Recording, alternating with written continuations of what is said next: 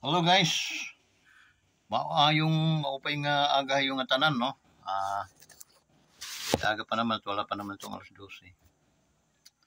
So ito guys, nandito tayo ulit sa ating paboritong planeta.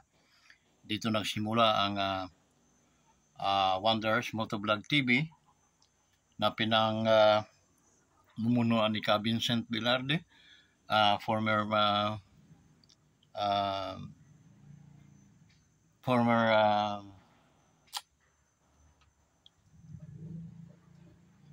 tawag nun, missionaries, pastor. Well, panibagong vlog, panibagong araw na naman. Okay, shoutout muna natin ang ating mga OFWs scattered around the world. How are you today? Shoutout sa inyong lahat. Sana mapagpalang araw ang inyong nakakamtan. So, ang ating mga kaibigan naman dito sa Pilipinas, napakainit guys. Ang sarap maghubad kaso bawal. Paypay na lang tayo. Sobra talaga. Ito siguro kung isusukat natin parang nasa mga 400 meters tayo simula sa bunganga ng bunganga ng impyerno.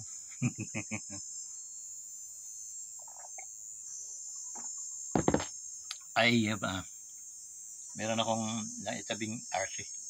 Baka naman RC.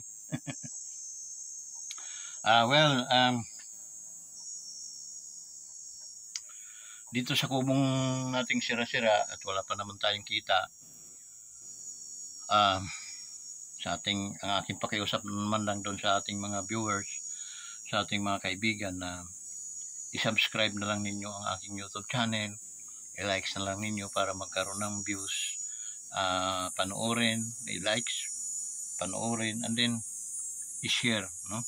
Para magkaroon ng maraming views. So yun na lang ang aking pakiusap sa inyo for a matter of 500 to 10,000 friends, no, sa Facebook. Dito yung kaibigan, hindi pa kasama yan ang ating mga ibang mga channel, no, ibang nating mga sa Facebook. Pangatlong ko na ito siyempre kahit pa paano na sa inyong mga walls yung aking mga video, so marirecall ninyo na ito yun si Vince Velarde, ito yung kumahog na maging vlogger, kasi siyempre may puso din siyang tumulong. So yung guys, yun lang ang pakiusap ko para at least hindi ako nanlilimos sa inyo ng kundi limusan nyo ako ng likes and share, no? Dodos hindi pang mga nag-subscribe, mag-subscribe naman kayo tulad ng ating mga kaibigan, mga PNP, no, Men and Women in Uniform, KAFP, Armed Forces, mga Men in Uniform, no, Men and Women, paki-subscribe na lang ninyo. Yun na lang ang napakalaking tulong na nakamtan ko sa inyo. At ang aking pasasalamat ay walang katapusan. Yun ang inyong pakatandaan, na ang taong palaging tumitingin at nananalangin sa inyo ay malaking bagay din na kabalikan yun sa inyong pagla-likes and share. Wala po naman bayad yun. So ang lang po natin mga kaibigan ay i-likes, pindutin lang po ninyo yung likes, and then nakita nyo yung subscribe, mag-subscribe po kayo. And then para at least yung thumbs up, pindutin lang niyo yun. Okay? So yun po ang mga proseso na hinihingi ko sa inyo. Kasi ang bawat, kung titingnan po ninyo, isorbihin po ninyo, no? Tingnan po ninyo yung mga video ko. Ang mga likes dyan, maliban lang yung ibang mga nakaka-30, nakaka-40. Pero sa totoo lang, dapat ang views ko ay nakaka-4,000. Dapat 4,000 din ang likes. 4,000 din. Tsaka siyempre nadagdagan yung subscriber ko kasi 4,000 yung mga views. So sana guys, nakikiusap ang inyong kaibigan. Okay? Galing sa puso ang pakiusap na sana i-likes po ninyo. At the same time, i-subscribe po ninyo. Dudus hindi pa mga nakapag-subscribe sa ating YouTube channel. Okay? Maraming salamat po sa inyong lahat. Okay guys, ano po ang ating bibinggahin ngayong umagang ito? O pipinturahan, ika nga. Okay? Marami. Unang-una muna, doon muna tayo sa Procter & Gamble. Ano ba yun? P&G. Gamble ba yun? Okay? Yung gumagawa ng Colgate. Ano? Mga pinaglaruan nila ang ating minamahal na Pangulo. Okay? Ginawa nilang katatawanan. Tawanan ang mga empleyado. Pagbabayaran ninyo yan. No? Sa totoo lang. Ako mismo. Ang mag-pupurs down sa mga followers ko na i-boycott ninyo mga produkto niyan. Okay? Mga bastos sa mga punita. Kinano, ang Pangulong Duterte ba ay ng kaguluhan sa inyong mga buhay? Ay kung mga adik siguro kayo. Hindi naman siguro kayo mga adik. Ginawa niyo yung katatawanan. Okay? At bilang ng management, nakita niyo kung gaano magtawanan yung inyong mga empleyado. It is right? Tama? Punita kayo.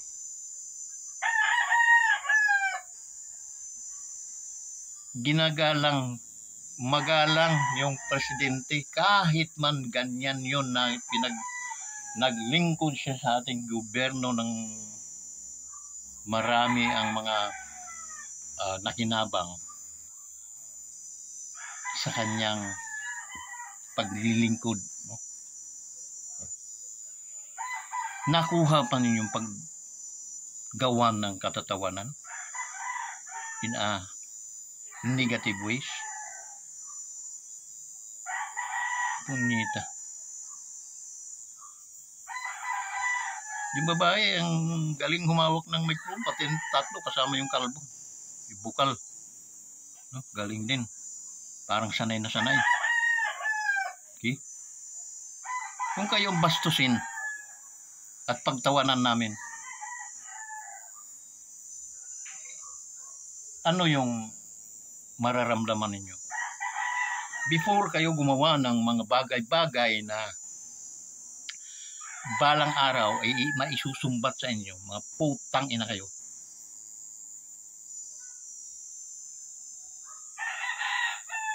Kasi okay lang yun kung salaula yung presidente, yung dating presidente. Kung ganito kasalaula yung si Pangulong Digong, kung ganito kasalaula ng presidenteng ito, ayos lang yun. Tanggap.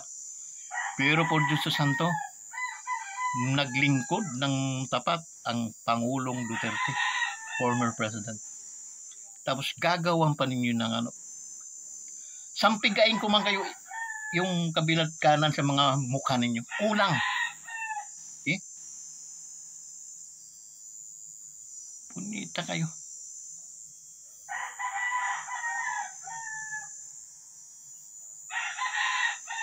Ngayon,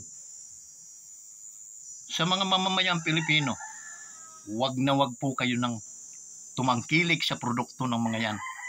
Okay? Puputi ang ngipin nyo kahit hindi kayo gumamit ng Colgate o ng produkto nila. Gaganda ang mga buhok nyo, hindi kayo gagamit sa produkto nila. Okay? Balasubas ang kumpanyang yan.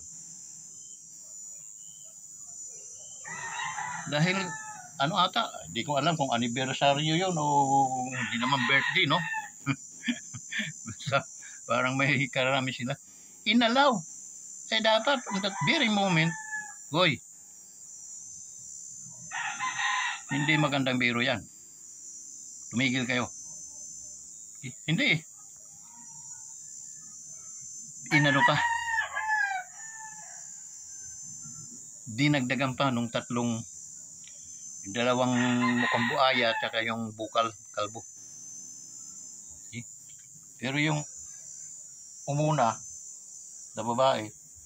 Mukhang sanay din, humawak ng microphone. Okay? Huwag kang maggagalit-galitan dahil gumawa ka ng kasalanan. Punyeta ka. Okay? Pasalamat ka, hindi ko na memorize yung pangalan mo. Kung na-memorize ko, pahiya ka sa akin at putragis ka. Dahil hindi sa laula yung dating presidente na gaganyanin ninyo. Kailangan dapat full respect tayo dahil maganda ang performance na ginawa niya sa ating bansa. Punyita kayo.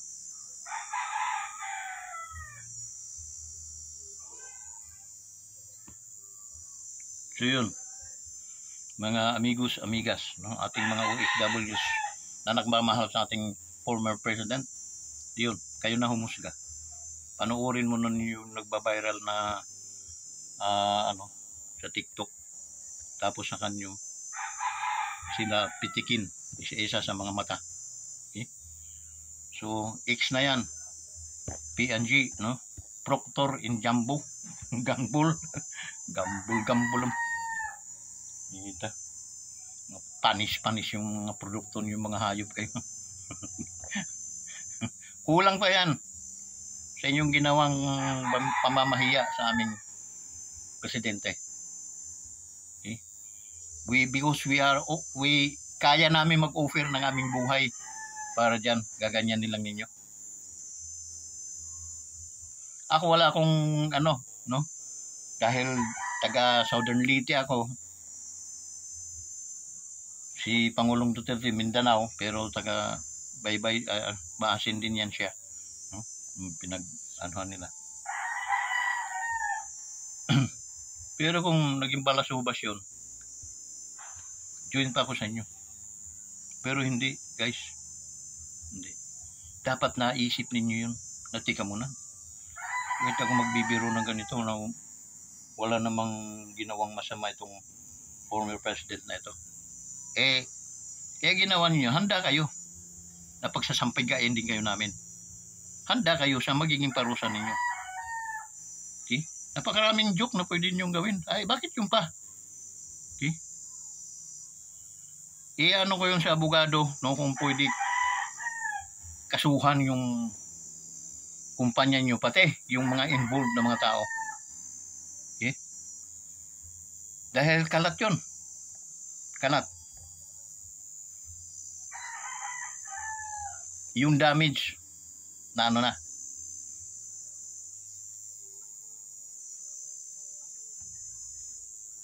Naghuhumingi ng pasensya. Sorry yung babaeng galing kumawak ng microphone.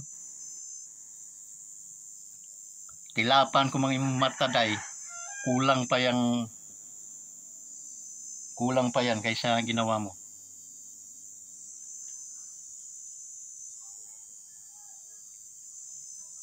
So guys, proceed tayo sa ibang topic. Dito naman tayo guys sa mga sa ating tulay sa San Juanico Bridge sa Tacloban, nagkukunik between Leyte and Samar. Okay? So hindi napapadaan ang mga bus or mga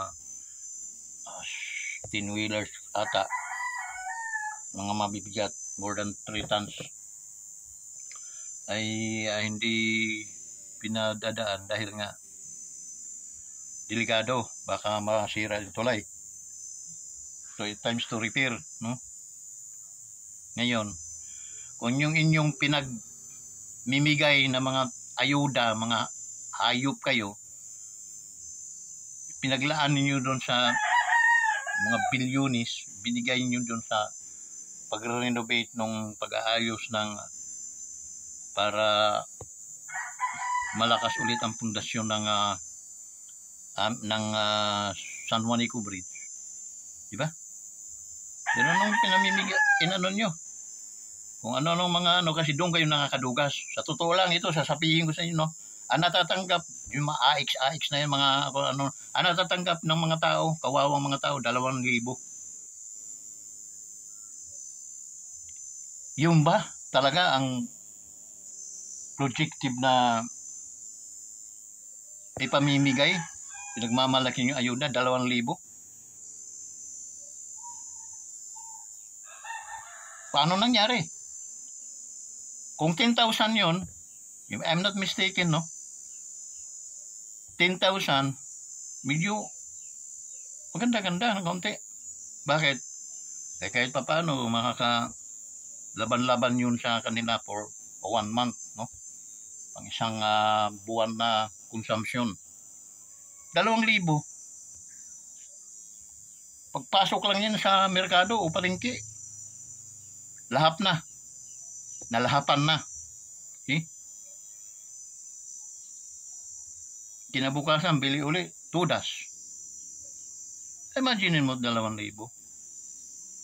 Ang tanong, yung ba talaga ang estimated na totoong matatanggap ng mga tao? At saka, hindi naman lahat nakakatanggap. Pili lang. Okay? Tulad ako. I'm 65 years old. Okay? Walang trabaho. Nag-aim na maging content creator, pero hindi pa rin ako kumikita as of now because hindi pa na-monetize. Okay? Nasa 900 something na yung aking subscriber. So kulang pa dahil ang ano ng YouTube is 1,000 imita para at least ma-monetize ako. Doon pa na mag-start yung advertising o na siyang magbibigay sa akin ng income. Ang tanong, dapat ako very much qualified. Okay? Pero residential ako ng Santa Cruz, Laguna. Okay? Hindi rin ako nakakatanggap ng mga inaano ng mga ano. May idea ako, no, ng tawag noon, senior. Pero wala akong nabibenepisyo ng mga binibigyan ng gobyerno. Palakasan din dito sa Santa Cruz. Okay. And then, madali naman sanang baguhin yun. Basta 60 ka, you are entitled to join the senior, no? So kung ano mga benepisyo ng gobyerno na ibinibigay sa sana all lahat nakikinabang.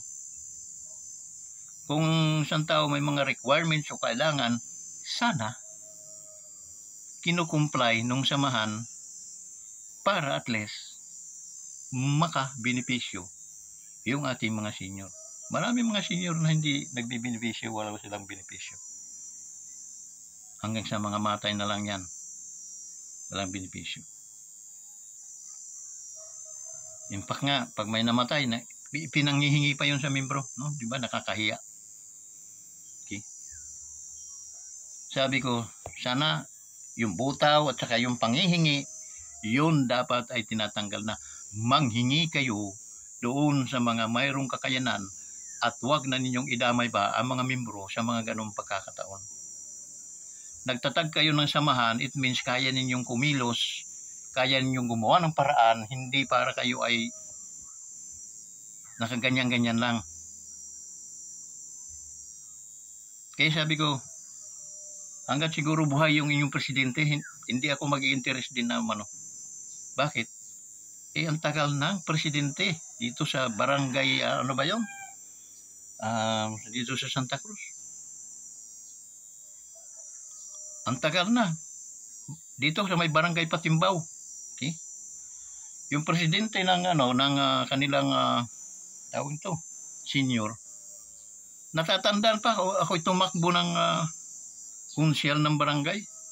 At yung presidente na yan ay tumakbo din ng kapitan. No? Captain. Shoot sa balde din yan. Para kami shoot sa balde din. Ang tagal na noon, hanggang ngayon presidente pa rin. Yung kumag na yun. Kaya walang nangyayaring improvement yung mga senior dito sa barangay na yan at sa buong Santa Cruz siguro. Bakit? Isa ang kanilang mga gawi. Sana baguhin na yun. Tanggalin ninyo yung butaw-butaw dahil mga senior na yun. Tanggalin ninyo yung mga panghihingi ninyo pag may patay dahil patay na nga, hihingi pa ninyo.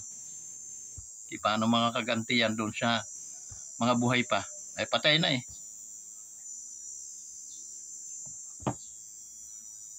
Panghingi ninyo yan, preparation, mayroon kayong mga nakikitang mga mayayaman na tao na handang tumulong, dumamay sa mga senior citizen.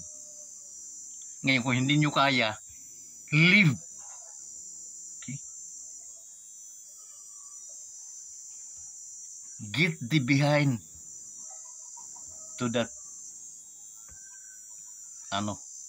asosasyon or yung mga ng mga senior.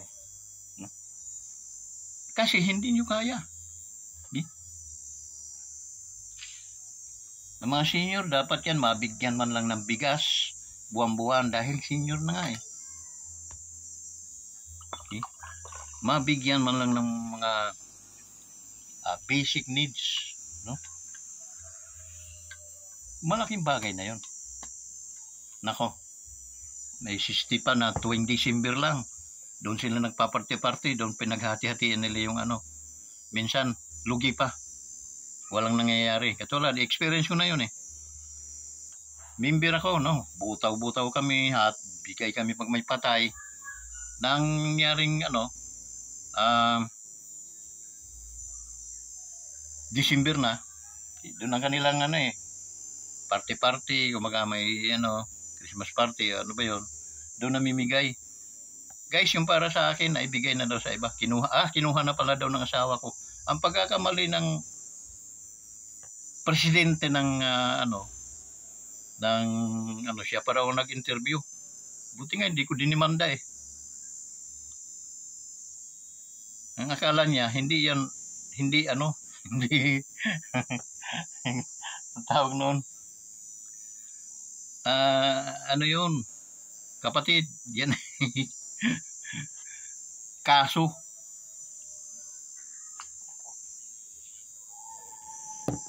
krimen yung ginawa mo, na magsisinungaling ka, kinuha na ng asawa,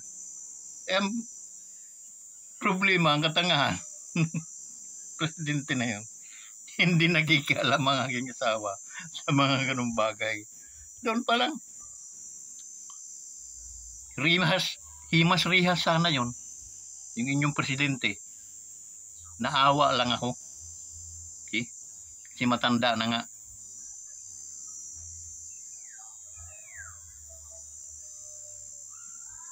Pero magtanong siya, krimen yung ginawa niya.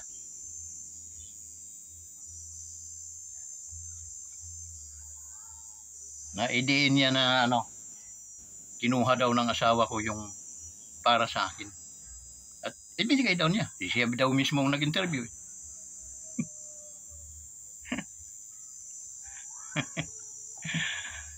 Guro pero bubo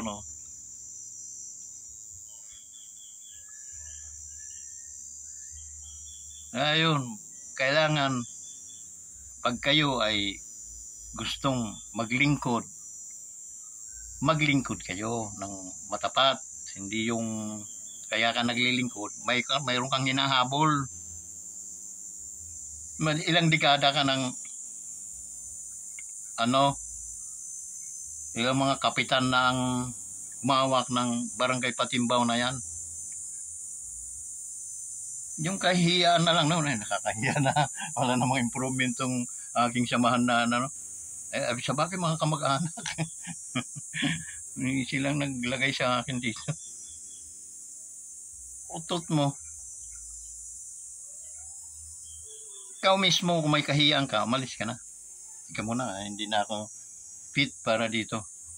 Maraming mga magagaling pa siguro na mga handang maglingkod. Yun.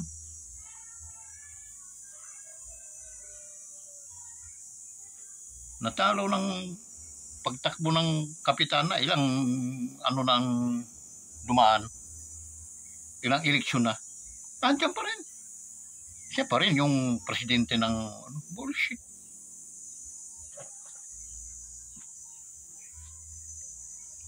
Senior. Ano nangyari senior? Wala. Yung pa rin. Mga mukhang naniningil pag may patay. May patay. Eh kaso hindi na nadaan sa akin dahil sinabi ko na hindi na ako magbibigay dyan. Ha?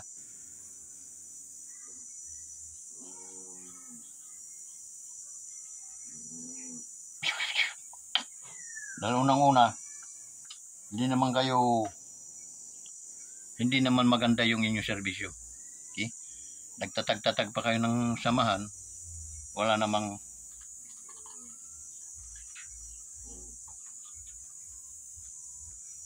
nangyayari. Kaya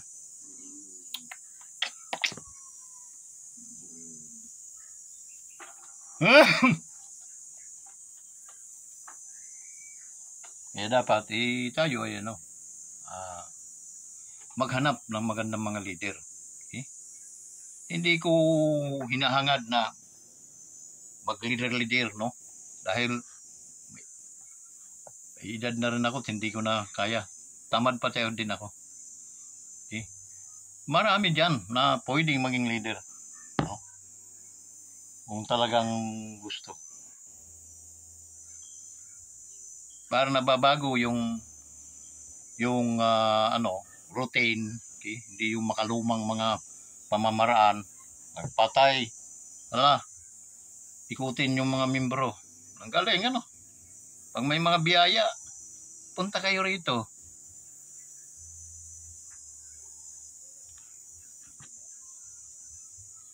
Pag may mga patay,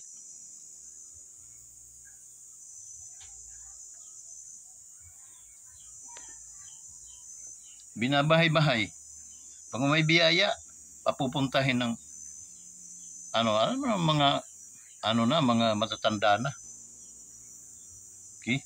Marami ang mga kabuktutan na na dapat ayan ay napalitan na. Kung agree kayo sa akin, mga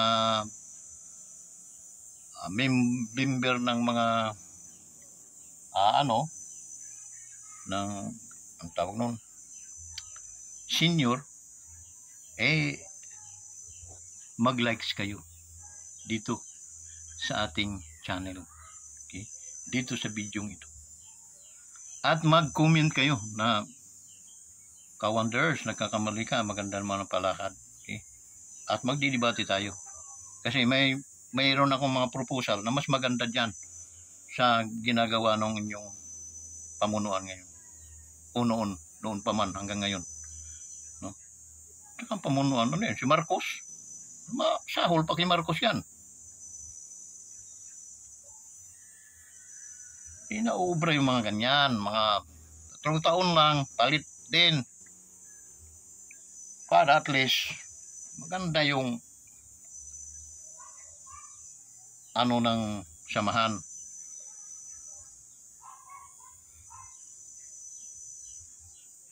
Okay ba?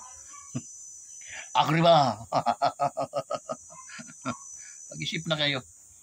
Kaya kung nakakapag-isip kayo, mag-likes kayo. Okay? Yes, ka-wonders, tama ka. Okay? So, lalo na dyan sa ating mga barangay, dyan sa barangay, ano ba yan?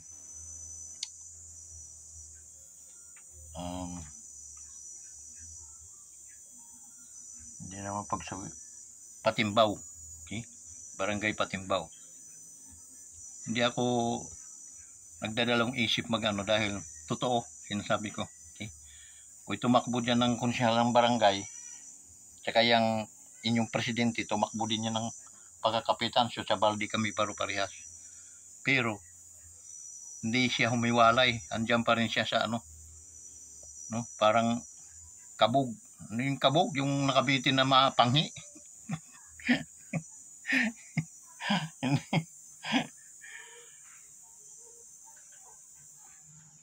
Yung kapasidad ng isang tao, hindi ko na kaya. Chugi, chugi, chugi, chugug. Diba? Ano? Ngay, sinisiksik pa rin sa sarili. Mag-anak eh. Buang yawa. So yan, no?